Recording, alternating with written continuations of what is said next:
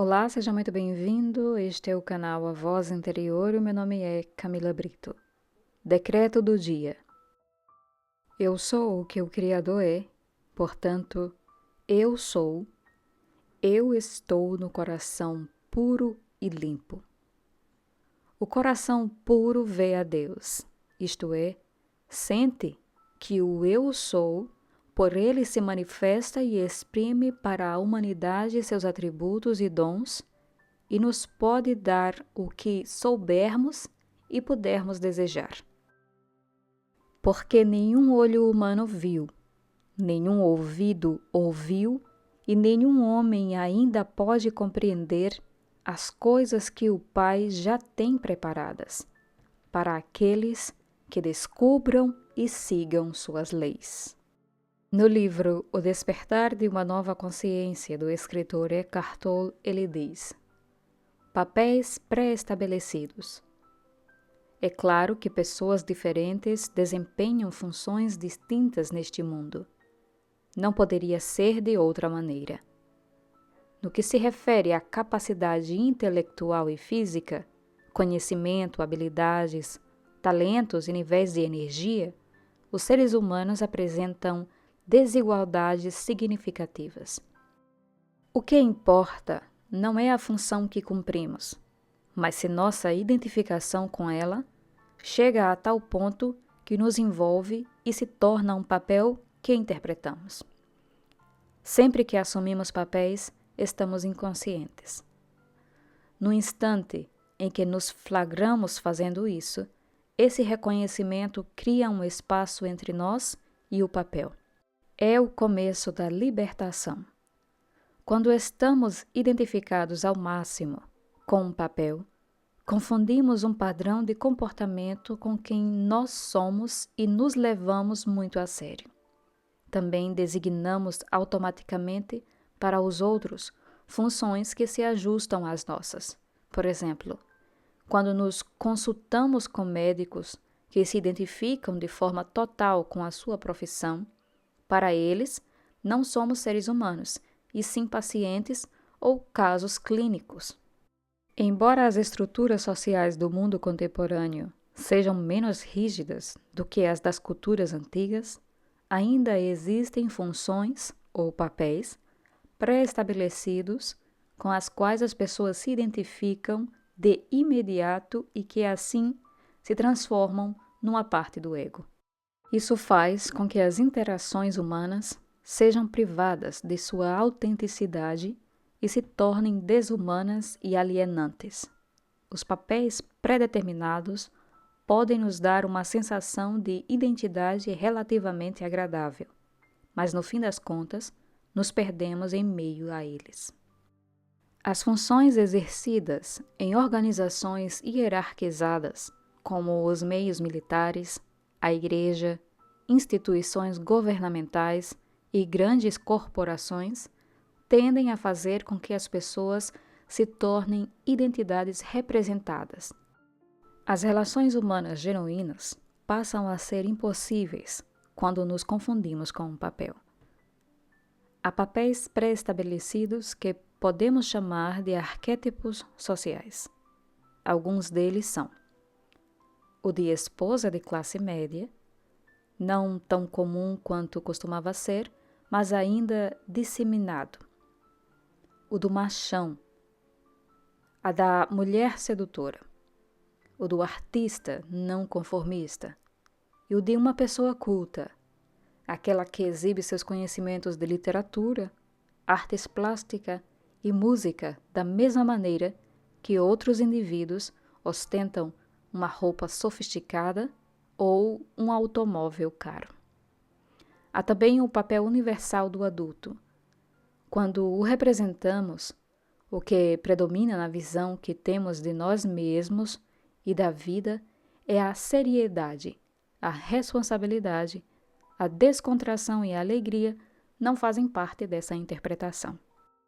O movimento hippie, que se originou na costa oeste dos Estados Unidos na década de 1960 e depois se difundiu pelo mundo ocidental, surgiu da rejeição que muitos jovens da época manifestaram contra arquétipos sociais, papéis, padrões pré-estabelecidos de comportamento e estruturas sociais e econômicas baseadas no ego. Eles se recusavam a desenhar os papéis que os pais e a sociedade queriam lhes impor. Esse movimento coincidiu com os horrores da Guerra do Vietnã. Durante esse conflito, morreram mais de 57 mil jovens americanos e 3 milhões de vietnamitas. Por meio dele, a insanidade do sistema e do modelo mental dominante ficou explícita. Nos anos de 1950, a maioria dos americanos ainda era extremadamente conformista em sua forma de pensar e agir, mas na década seguinte, milhões deles começaram a rejeitar sua identificação com uma identidade conceitual e coletiva, cuja loucura se tornava óbvia. O movimento hippie representou um afrouxamento das estruturas egóicas rígidas que até então predominavam na psique da humanidade. Embora tenha se deturpado e acabado, ele deixou uma abertura, e não só para seus seguidores. Seu surgimento permitiu que a antiga sabedoria e a espiritualidade oriental entrassem no Ocidente e cumprissem uma função essencial no despertar da consciência mundial. Papéis temporários. Se estivermos despertos o bastante, conscientes o suficiente, para sermos capazes de observar como interagimos com as pessoas, conseguiremos detectar mudanças sutis na nossa fala, na nossa atitude e no nosso comportamento, dependendo do indivíduo com quem estivermos em contato. A princípio, pode ser mais fácil observarmos isso nos outros, porém depois também constataremos isso em nós. A maneira como falamos com o presidente da empresa pode ser sutilmente diferente do modo como nos dirigimos ao faxineiro. A forma como conversamos com uma criança talvez não seja igual à maneira como nos comunicamos com um adulto. Por que isso acontece? Nós interpretamos papéis. Não somos nós mesmos, nem com o presidente, nem com o faxineiro, nem com a criança. Quando entramos numa loja, num restaurante, num banco, num posto de correio, podemos estar nos encaixando em papéis sociais pré-estabelecidos. Acabamos nos tornando um cliente e falando e agindo como tal. E nessa condição, seremos atendidos pelo vendedor, pelo garçom ou pelo recepcionista, que também estarão desempenhando um papel.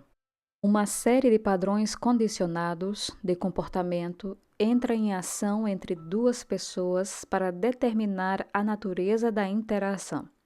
Os elementos que estão interagindo não são os seres humanos, e sim imagens mentais conceituais. Quanto mais identificadas as pessoas estão com seus respectivos papéis, menos autênticos se tornam os relacionamentos. Temos uma imagem mental não só de quem a outra pessoa é, mas também de quem nós somos, sobretudo em relação ao indivíduo com quem estamos interagindo. Portanto, não somos nós que estamos nos relacionando com aquela pessoa.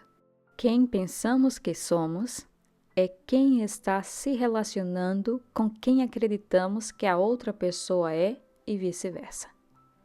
A imagem conceitual que nossa mente gerou de nós mesmos está se relacionando com sua própria criação, que é a imagem conceitual que ela produziu da outra pessoa. A mente da outra pessoa provavelmente fez a mesma coisa. Então, cada interação egóica entre dois indivíduos é, na realidade, a interação entre 4 identidades conceituais produzidas pela mente que são, em última análise, fictícias. Portanto, não é de se surpreender que haja tanto conflito nos relacionamentos. Não existe nenhuma relação verdadeira. Vamos repetir o decreto deste dia. Eu sou o que o Criador é, portanto, eu sou. Eu estou no coração puro e limpo. Muito obrigada pela sua atenção, muito obrigada pelos comentários que vocês deixam nos vídeos, pelos likes. Que a sua amada presença eu sou te envolva num forte abraço fraterno. Gratidão. Bom dia.